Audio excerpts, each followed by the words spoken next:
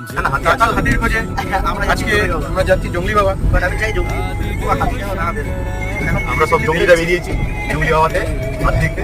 আজকের এই ক্লাউডি ওয়েদারে আমরা সবাই মিলে বেরিয়ে পড়লাম জঙ্গলি বাবা মন্দিরের উদ্দেশ্যে। যাওয়ার পথেই রয়েছে টিকিটের ব্যবস্থা। জঙ্গলি বাবা মন্দির কিন্তু ফরেস্টের ভেতরে রয়েছে, আর এখানে কিন্তু হাতিরই বাসস্থান। সবাই মিলে সাহস জগিয়ে বেরিয়ে পড়লাম।